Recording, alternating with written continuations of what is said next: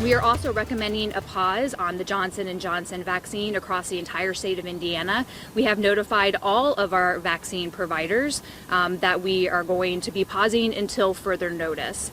At the direction of the CDC today, the Indiana Department of Health will pause the Johnson & Johnson vaccine for a time after reports of an extremely rare side effect possibly tied to that particular vaccine. Thanks for choosing us tonight at 6. I'm Brian McElhatton. And I'm Krista Miller. Doctors identified blood clots in just 6 U.S. patients out of nearly 7 million. While more research is needed to see if that's related, the FDA and CDC say they want to be extra cautious until they know for certain. We have team coverage tonight. Corinne Rose talks with Allen County health experts and representatives from a pharmacy that had been giving out the Johnson & Johnson vaccine. Then our Jeff Newmeyer visits a new mass vaccine clinic at McMillan Park. Will this news impact vaccine hesitancy among a population already skeptical? But we begin with Corinne. She talked with experts and has the facts for us tonight.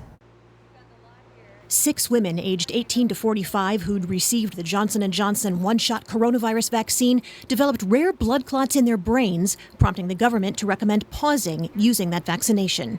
But Allen County's health commissioner says you should put the statistics in perspective. It puts the rate of this about 1 in a million.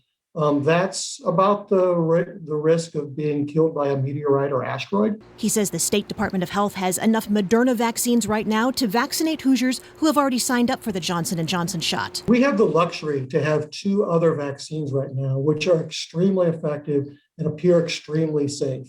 Now, will they end up having 1 in 10 million sorts of adverse effects? We won't know that, immediately. That's the downside. But 1 in 10 million is a trivial risk compared to what they're preventing, even in low-risk populations. So yeah, I still think people need to get vaccinated. But that's causing problems for the independent pharmacy, The Pillbox in Warsaw, where 100 patients were signed up to get the Johnson & Johnson vaccine Tuesday.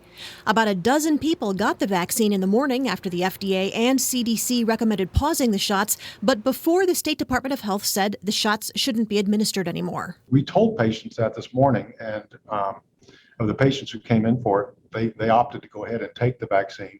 Of course, once the state made their decision, we no longer were allowing patients to decide, the state decided. He said they called the rest of the people on the list for the shots Tuesday to let them know Moderna would be offered instead.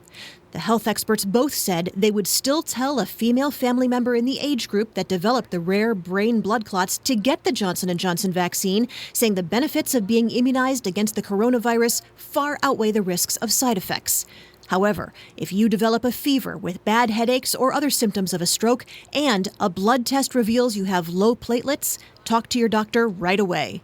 Corinne Rose, ABC 21.